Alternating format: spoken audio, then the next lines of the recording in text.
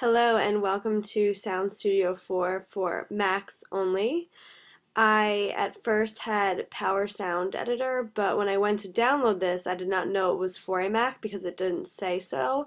I just assumed it was for all computers, and I went to download it, and it actually came up in a different language and wouldn't download, so I knew that it wasn't for Mac. So I switched to Sound Studio 4.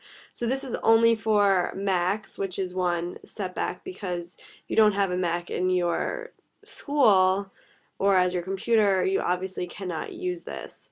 This is for recording, editing, and producing your audio on your Mac, and you can use it for speeches, presentations. You can use it for music, editing music, making podcasts. So I thought it was really great to use this in your classroom, or if you have a classroom website and you would like to put on a podcast, that would be awesome for students to listen to. And also students can use this if they have Macs to do their presentations.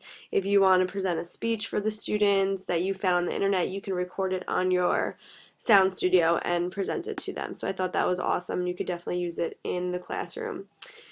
Also, how to record a Skype conversation.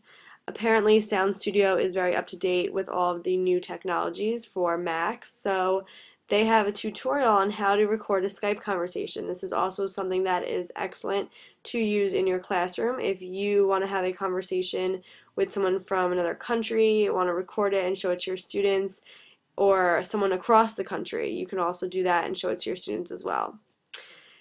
It is free for the first 15 uses, if you see over here. So I have the free one for 15 uses.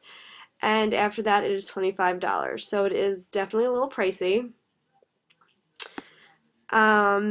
For your system requirements for this one, you need a Mac computer. You need Mac OS 10.5.8 or later, 10.6 recommended, and 1 GB of RAM.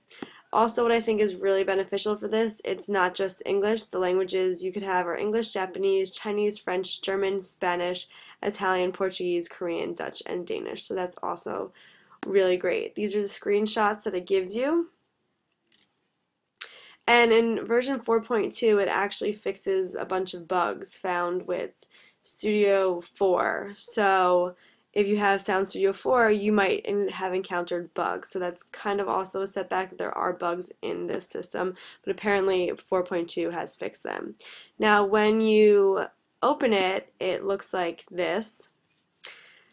And at first I was very confused. I had no idea what to do, what this meant, where to go, but I figured out that you can actually pick a song that you want.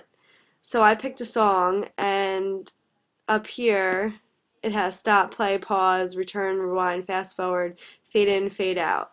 So this is the song that I picked.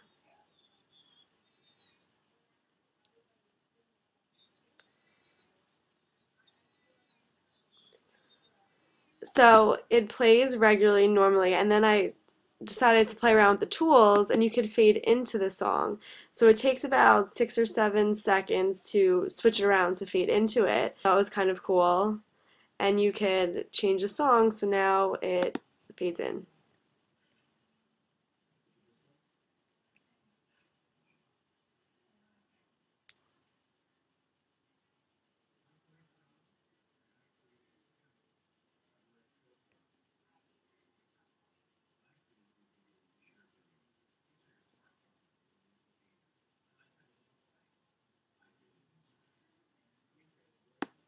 So as you can see, you can fade into the song, and also there's a fade out and a normalizing. So you can definitely edit a bunch of things that you want, and there's a record button if you want to record podcasts. It is a little confusing at first to use, especially if you are not very good with editing sounds like me and audio.